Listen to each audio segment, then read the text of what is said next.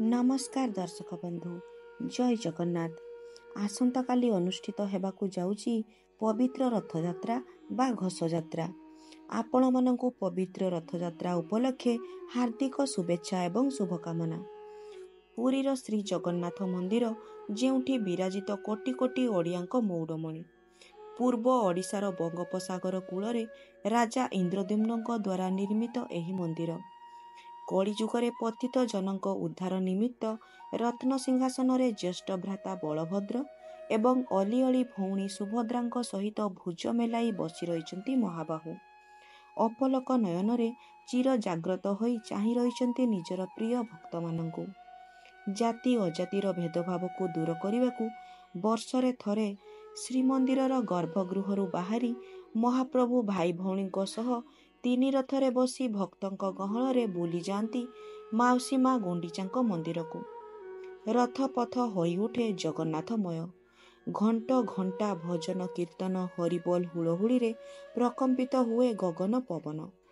तेबे दर्शक बंधु, आजिर एही भिडियो रे आमे माने एभली किछि राशि गुड़िक विषय रे जानिबा जेउ मानकर भाग्य पवित्र रथयात्रा रे प्रभु श्री जगन्नाथंक कृपारु पूरापूरी बदलिबाकू जाउअछि। तेबे आसंतु जानिबा सेही भाग्यशाली राशि गुड़िक विषय रे। आगकू बढ़िबा पूर्वरु आपण माने जदि आम चैनल नूतन दर्शक होइतांती तेबे आम चैनल को निश्चित सब्सक्राइब करि दियंतु एवं पाखरे थिबा बेल आइकन को प्रेस करि दियंतु। प्रथम भाग्यशाली राशिटी हेउची मेष राशि। एही राशिर व्यक्ति विशेष मानक जीवन रे एही रथयात्रा परठारु बहुत बड़ परिवर्तन हेबाकू जाउअछि। पारिवारिक जीवन सुखमय हेबो। आपणकू संतान प्राप्ति हेबार योग बनुअछि। अटकी रहितिबा समस्त कार्य आपणकर पूरा हेबाकू जाउअछि।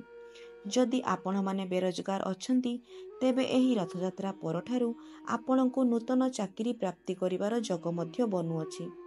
आपणकू अचानक धन प्राप्ति हेबार योग बनुअछि।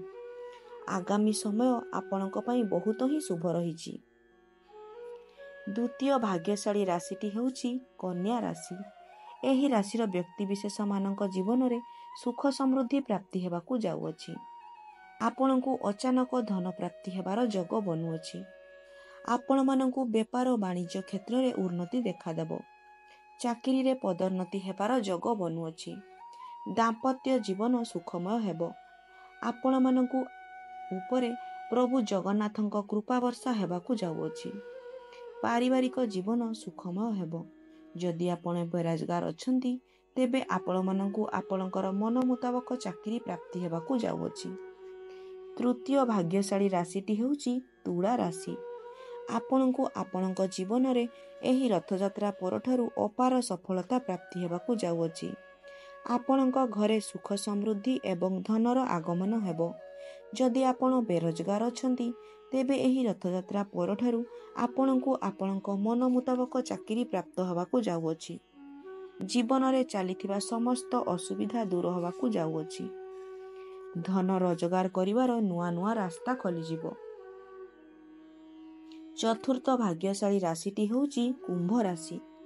एही राशिर व्यक्ति विशेष मानकर एही रथयात्रा परठारु व्यापार वाणिज्य रे उन्नति देखा देबो। विद्यार्थी माने सफलता लाभ करिवे। पारिवारिक जीवन सुखमय हेबो। नूतन जानवाहन क्रय करिवे। जदि आपण बेरोजगार अछंती तेबे आपणकू आपणक मन पसंदर चाकरी प्राप्त हेबाकू जाउअछि। चाकरी रे पदोन्नति हेबार योग मध्य बनुअछि। आपणकू आपणक परिवारर सहयोग मिलिबो। प्रभु जगन्नाथंकर कृपा दृष्टि आपणक उपरे एवं आपणक परिवार उपरे सर्वदा रहिबो।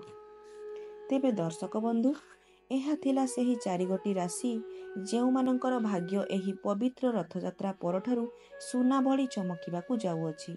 जदि आपण मानकू आम भिडियोटी भल लागिथाए तेबे भिडियो को लाइक करी कमेंट रे जय जगन्नाथ अवश्य लेखंतु। धन्यवाद।